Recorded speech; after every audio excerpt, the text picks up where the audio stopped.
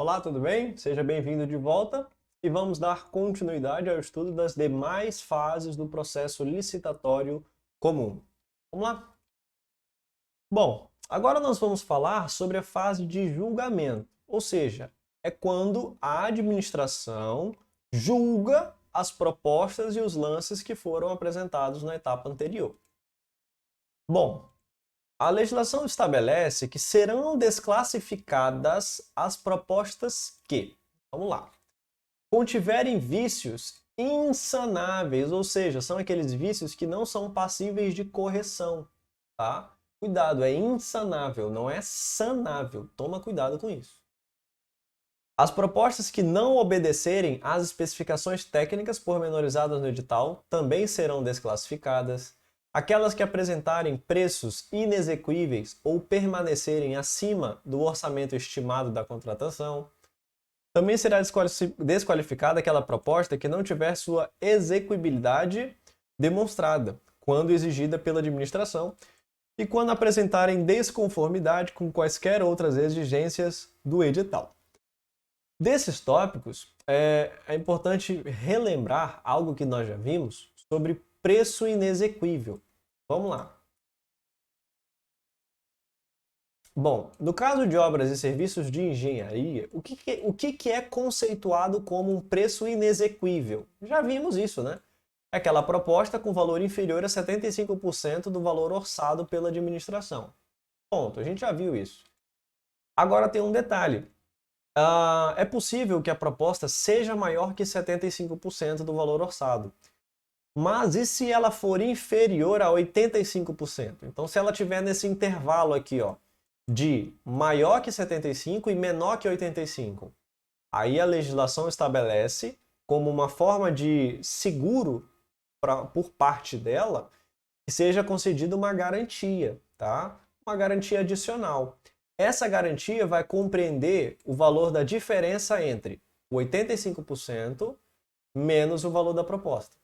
Então, se o rapaz lá, a empresa licitante, deu uma proposta que corresponde a 80% do valor orçado, então ele terá que fornecer uma garantia no valor de 5% adicional. Ele forneceu 83% do valor orçado, então ele vai ter que fornecer uma garantia de 2%. É isso que está dizendo. Beleza?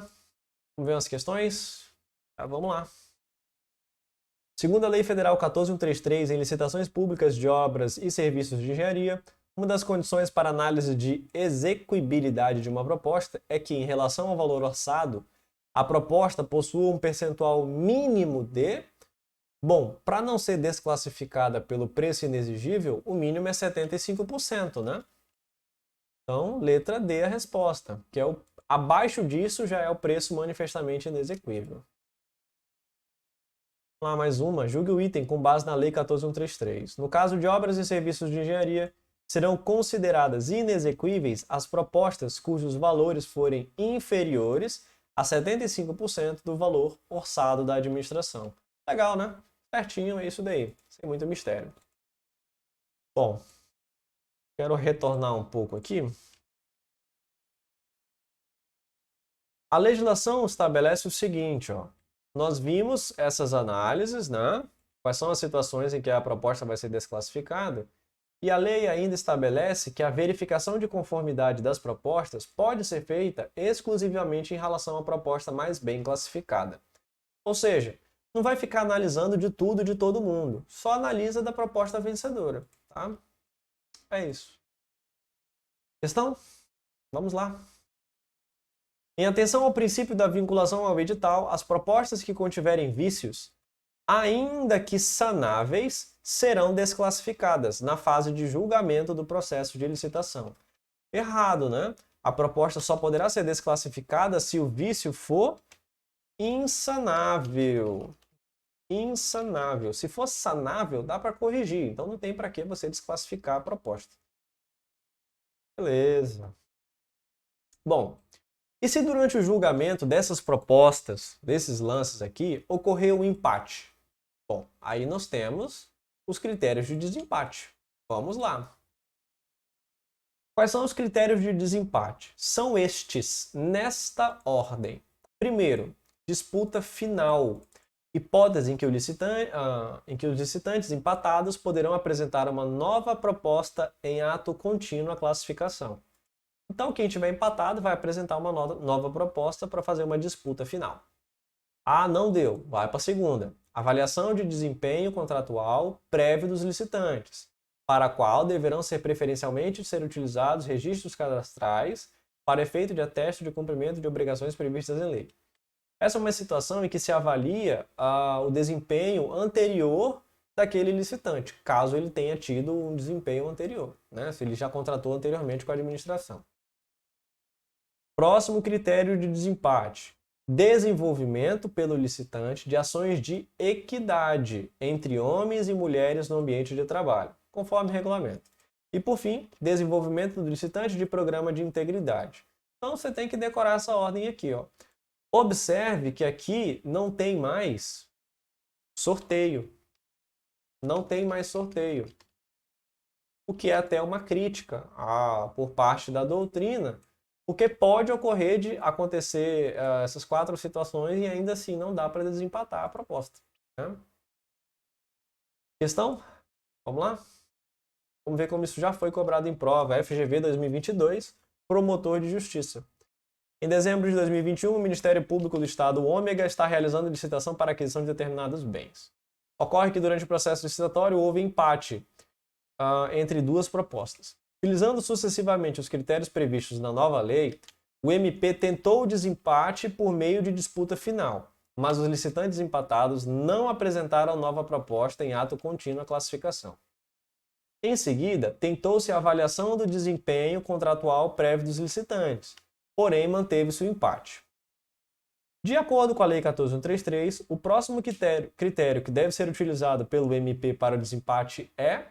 Bom, questão tranquila, a resposta está aí na tela, né? A banca afirmou que usou o primeiro critério, não deu certo. Usou o segundo critério, não deu certo. O próximo é o terceiro. Desenvolvimento pelo licitante de ações de equidade entre homens e mulheres. Só procurar essa alternativa. Vamos ver... Ó, letra A, desenvolvimento de programa de integridade? Não, ele é o último, né?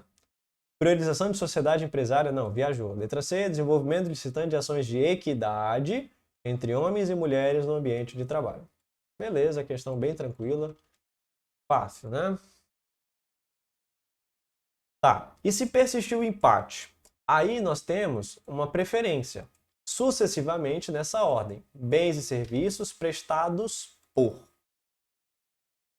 empresas estabelecidas no território do Estado, do Distrito Federal, do órgão da entidade da administração pública estadual ou distrital, ou no caso de licitação realizada por órgão ou entidade do município, no território do Estado em que este se localiza. Terá preferência os bens e serviços prestados por empresas brasileiras. Próximo, terá preferência os bens e serviços prestados por, terão preferência, melhor dizendo, empresas que investam em pesquisa e no desenvolvimento de tecnologia. E o último, empresas que comprovem a prática de mitigação. Não precisa saber o que é isso, só tem que realmente decorar essa ordem. Você vai decorar a ordem de desempate e a ordem de preferência persistindo o empate. Pronto, basicamente é isso daí. Beleza, acabou o resultado, fez lá o julgamento, e aí, o que vai acontecer? Bom, a administração ela vai poder negociar condições mais vantajosas com o vencedor. Famoso jeitinho brasileiro. O vencedor ganhou lá por 100. Mas a administração ainda não está gostando desse preço de 100. E ela pode tentar negociar mais um pouco. Tenta por 99, vamos tentar aqui por um 98,5. Ela pode fazer essa negociação, tá?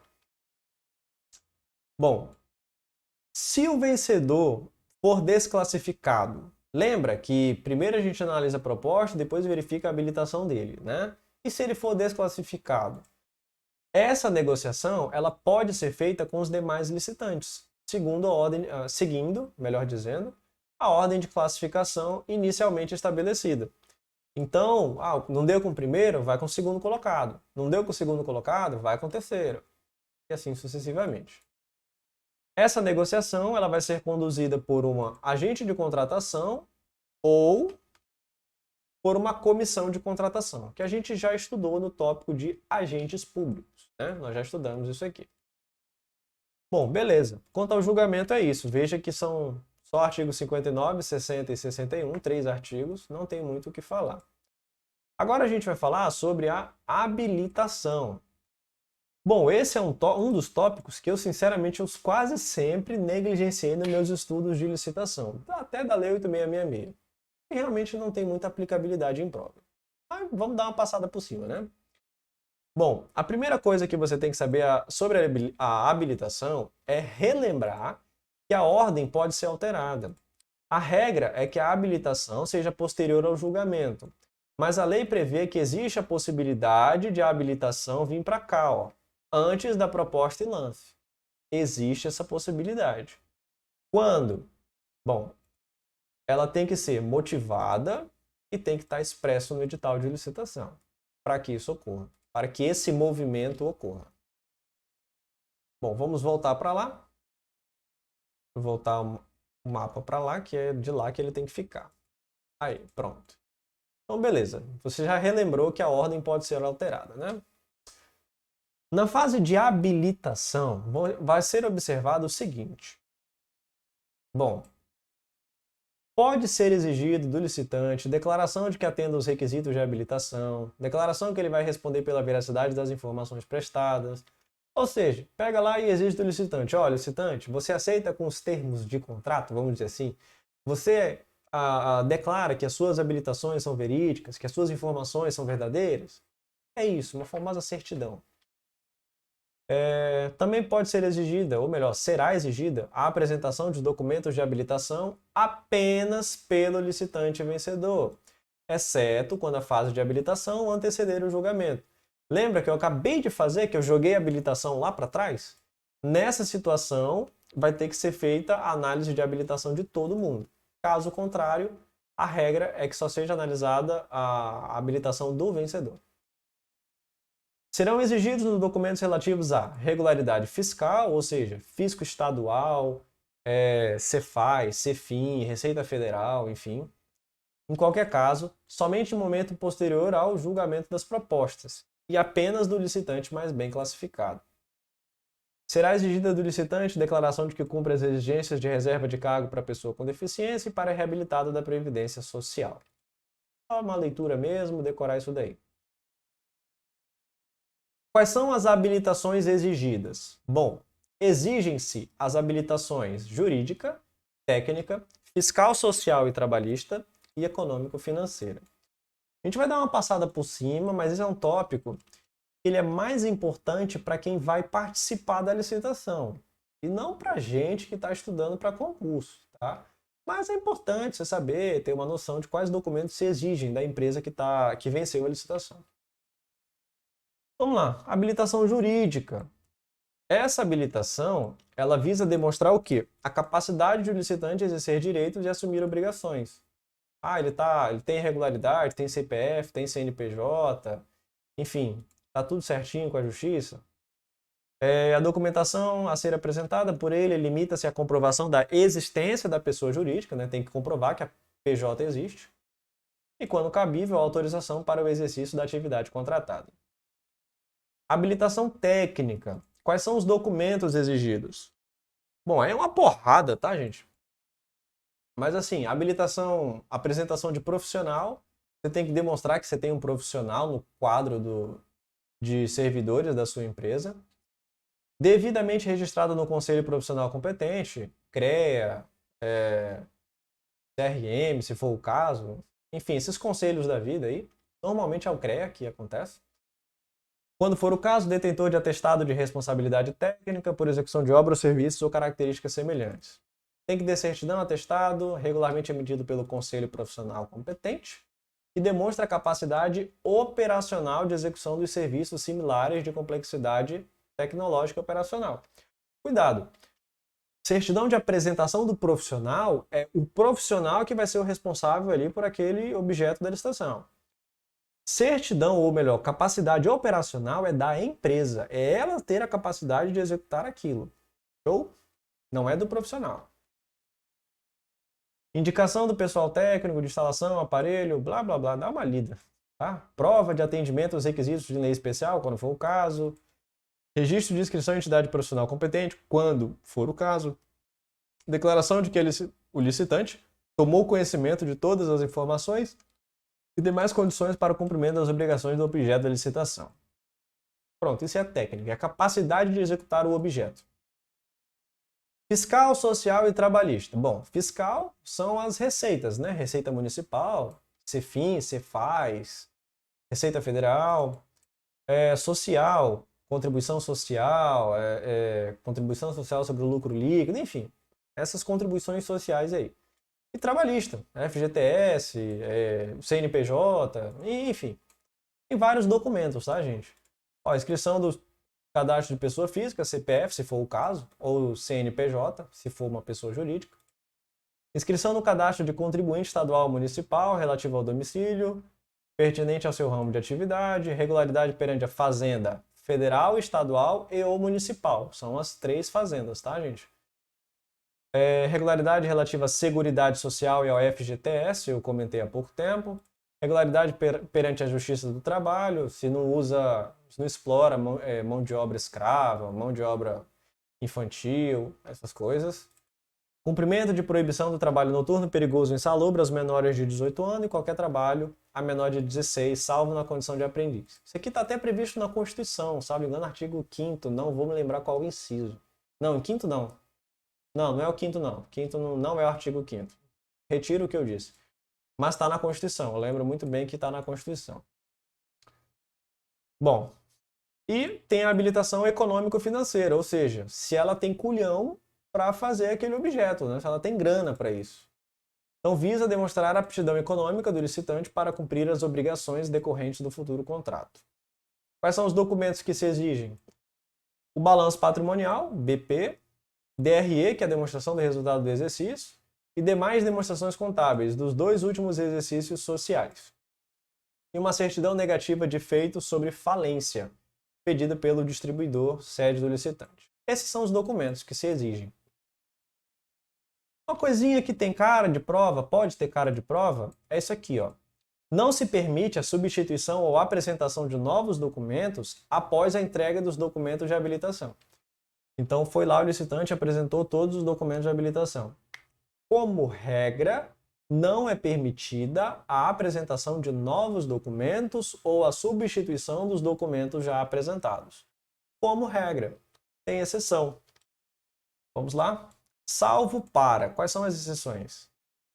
Complementação de informações acerca dos documentos que já foram apresentados, e desde que necessária para apurar fatos existentes à época da abertura do licitante. Atualização de documentos cuja validade tenha expirado após a data do recebimento das propostas. Isso aqui é o que mais acontece, né? Normalmente essas certidões do fisco têm uma validade. E aí acontece isso, às vezes a validade acaba expirando, aí manda uma outra com a validade atualizada. Show? Bom, basicamente é isso daqui. Sobre habilitação não tem muito o que falar.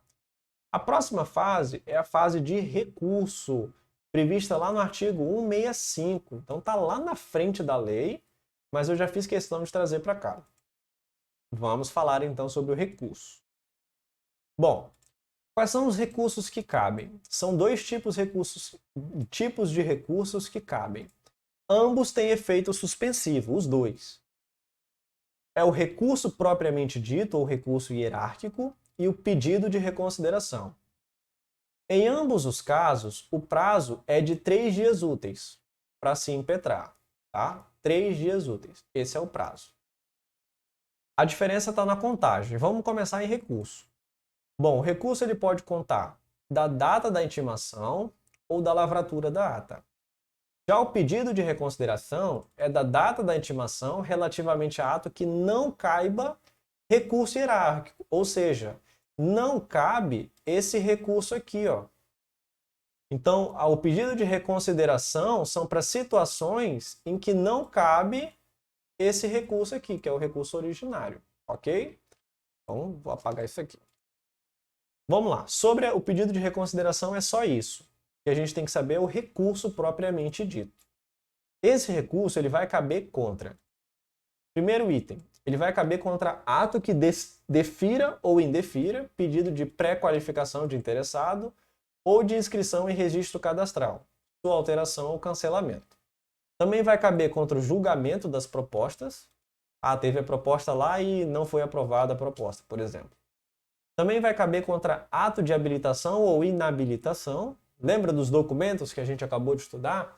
E aí ele foi lá e foi reprovado. Viu um documento e foi reprovado porque, por algum motivo na documentação. Ele pode recorrer. Próxima situação, em caso de anulação ou revogação da lei, os licitantes podem recorrer contra isso. E extinção do contrato. Então aqui já é depois, quando o contrato foi feito. Quando determinada por ato unilateral escrito da administração. Quanto ao caso de julgamento da proposta e ato de habilitação, ali no ato, a intenção de recorrer tem que ser manifestada imediatamente. Ou seja, está lá no julgamento das propostas e teve uma proposta que não foi aceita, foi desclassificada. O licitante tem que imediatamente, sob pena de preclusão, manifestar o seu interesse em recorrer. Ele não vai fazer o recurso logo de cara. Ele só vai dizer, administração, eu vou querer recorrer. Aí a administração vai lá e anota e depois começa a contar aquele prazo de 3 dias úteis que a gente viu. Show? Isso para o julgamento das propostas e para o ato de habilitação ou inabilitação de licitante. Quanto a esse recurso ele tem que ser dirigido para a autoridade que proferiu a decisão recorrida. Então tem lá um superior, o pregoeiro, por exemplo, ele que indeferiu a proposta, por exemplo, o recurso vai ter que ser dirigido a ele. Nesse caso, ele vai poder reconsiderar a sua decisão no prazo de 3 dias úteis. Veja que é o mesmo prazo, né? 3 dias úteis. Se ele não reconsiderar, então ele vai encaminhar para o superior dele e esse superior vai ter que decidir no prazo máximo de 10 dias úteis. Então toma cuidado. Tá aqui o licitante. O licitante está aqui. Ele impetra um recurso. Vai impetrar por quem decidiu, quem proferiu a decisão. Está aqui, bem em cima. Esse cara vai ter que poder reconsiderar no prazo de 3 dias úteis. Não reconsiderou, repassa o recurso para o superior dele. E o superior vai ter que decidir no prazo máximo de 10 dias úteis. É essa a sequência. Bom, vamos lá. Beleza, acho que quanto aos recursos a gente já viu. O que vai ocorrer se o recurso for acolhido, aceito? Bom, o acolhimento do recurso implica a invalidação apenas de ato insuscetível de aproveitamento, ou seja, aquele ato que não dá para corrigir, não dá para convalidar, tá? Aí vai invalidar esses atos. E o que pode ocorrer após a fase de recurso? Finalizou o recurso, o que vai acontecer? Bom, encerra a licitação, né? Vai encerrar a licitação. Após os recursos, a autoridade pode fazer o seguinte. Primeira coisa, ela pode determinar o retorno dos autos para o saneamento das irregularidades. Então, alguém entrou com recurso, tinha alguma irregularidade, alguma coisa assim, a autoridade vai lá, determina o retorno para que essas irregularidades sejam corrigidas. Ele também vai poder revogar a licitação, por motivo de conveniência e oportunidade. Mas cuidado! Para revogar a licitação, tem que ser por um motivo superveniente e devidamente comprovado. Ou seja, o motivo de se revogar a licitação tem que ser posterior e não anterior ao processo licitatório. Continuando. A autoridade vai poder também fazer o quê? Pode anular a licitação. E quando que se anula? Quando existe uma ilegalidade. Essa anulação pode ser feita de ofício ou mediante provocação. Tá? E, para finalizar, ele vai poder adjudicar o objeto e homologar a licitação. Bom, quanto à anulação, aqui que eu acabei não comentando, deve indicar os vícios que são insanáveis, tornando sem efeito os atos subsequentes que deles dependam. Então, como existe ilegalidade, eles têm que ser retirados do mundo jurídico e tornar sem efeito aqueles atos que deveriam vir depois deles, porque está tudo viciado. Tá? E, mais uma vez, como houve ilegalidade, tem que se apurar a responsabilidade de quem causou essa ilegalidade. Por fim, quanto à adjudicação, você tem que saber o que é a adjudicação, não é? Bom, a adjudicação, gente, nada mais é que o ato por meio do qual se atribui ao vencedor o objeto da licitação. Ou seja, chegou lá o licitante A. Licitante A, parabéns, você venceu a licitação. O objeto da licitação é a construção do hospital fulano de tal. Parabéns. A construção desse hospital será para você. Pronto, a adjudicação é isso.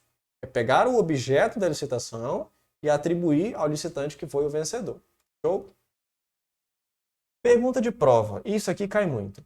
A administração está obrigada a adjudicar? Resposta: não.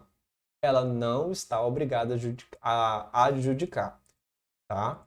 A administração ela não é obrigada a contratar, fazer o contrato, porém, caso queira contratar, realizar um objeto daquela licitação, tem que ser com o vencedor. Então, o vencedor ele não tem direito subjetivo ao objeto da licitação. Não é porque ele venceu a licitação que ele tem certeza que ele vai executar aquele objeto da licitação. Não, não é isso. Ele só tem o direito de, caso a administração queira realmente executar aquele objeto, vai ser com ele. Essa é a regra geral. Show? Bacana. Bom, vamos ver uma questãozinha aqui. Faz tempo que a gente não faz uma questão, né? Vamos lá. A adjudicação e a homologação da licitação pública asseguram ao seu vencedor o direito de ser contratado pela administração pública, mas não que o contrato será de fato celebrado. Perfeito, é exatamente isso que eu acabei de falar, tá? Não obriga a realizar o contrato, mas se fizer, vai ser com o licitante vencedor. Baixar mais um pouco. Considere que a SUFRAMA, autarquia vinculada ao Ministério do Desenvolvimento, Indústria e Comércio, pretenda contratar serviço de consultoria para auxiliar na elaboração do plano diretor. Julgue o item. Encerrada a sessão de julgamento e a habilitação das empresas, a administração estará obrigada a realizar a contratação, sob pena de indenização à empresa classificada em primeiro lugar. Negativo, a administração não é obrigada a realizar a contratação. Se ela fizer, vai ter que ser com o vencedor. Ou não, ela não é obrigada a fazer o contrato. Próximo, o princípio da adjudicação obrigatória ao vencedor é garantia de que a administração pública celebrará o contrato com o vencedor do certame. Não, não é garantia. É um direito subjetivo de caso venha fazer o contrato. Não garante que vai realizar o contrato. Não errada. Mais uma. O princípio da adjudicação compulsória ao vencedor é garantia da celebração do contrato com o vencedor da licitação. Não é garantia, questão errada. Mais uma vez, a administração não é obrigada a executar o contrato. Mas caso queira fazer, tem que ser com o vencedor. Ponto. É isso que você tem que levar para a prova. Bom, e se o vencedor do processo licitatório não aceitar formalizar o acordo dentro do prazo? O que acontece? Bom, a primeira coisa é que vai ficar caracterizado o descumprimento total da obrigação assumida. Ou seja, ele se obrigou a fazer alguma coisa e vai ficar caracterizado que ele descumpriu tudo, não fez nada, 0%. Nesse caso, ele vai perder a garantia da proposta, que a gente viu, aquela garantia de 1%, ele vai perder a garantia. Ele estará sujeito a sanções como multa, impedimento para licitar e contratar, declaração de idoneidade. E, nesse caso, a administração pode fazer o seguinte, ó. A administração pode convocar os demais licitantes na ordem de classificação para celebrar o contrato, nas mesmas condições propostas pelo licitante vencedor. Ou seja, o licitante vencedor propôs lá 100, preço de 100, por exemplo. E ele não quis celebrar o contrato, ou até celebrou, mas depois foi rescindido. Aí vem a administração e tenta negociar com o segundo colocado. Só que ela tem que dar ao segundo colocado a proposta da primeira colocada. Fala, ó, segundo colocado, o primeiro colocado lá não quis assinar o contrato, ele deu uma proposta no preço de 100. E aí, você aceita fazer esse contrato comigo no mesmo preço de 100, nas mesmas condições? Aí o segundo colocado vai escolher se quer ou não. É uma escolha livre dele e ele não está sujeito a nenhum tipo de sanção. Bacana, tem mais questõezinhas aqui, vamos fazer. Caso o licitante vencedor não assine o termo do contrato no prazo especificado, será permitido à administração convocar os licitantes remanescentes, respeitada a ordem de classificação. Excelente, né? Perfeito. Mais uma. A administração pública pode convocar os demais licitantes para finalizar uma obra iniciada pela adjudicatária, cujo contrato foi rescindido. Pode sim. Eu acabei de falar para você. Tem essas duas situações. Ou ele se recusou a assinar o contrato, ou até assinou, mas depois foi rescindido. Bom, show. Com isso, acredito que a gente finaliza essa parte de recurso. Bacana. Então tá, fez o recurso, vem para cá, fez o recurso, teve a adjudicação, qual é a última fase? É a homologação. Aqui não tem muito o que falar não. O que é a homologação? É um ato por meio do qual fica ratificado todo o procedimento e conferido aos atos licitatórios aprovação para que produzam efeitos jurídicos necessários. Ou seja, a autoridade competente vai confirmar tudo o que foi realizado, vai atestar que tudo está de acordo com a lei. Tá tudo certinho, tá? Na teoria, em tese. Na prática, aí a gente vê isso aí em outra história, beleza? Bom, então com isso a gente finaliza, finalmente, né, o estudo das fases do processo licitatório, beleza? Acredito que já no próximo vídeo nós iremos entrar nas fases do diálogo competitivo, que tem um rito próprio. Bacana? Bom, então eu vejo você no próximo vídeo. Até lá!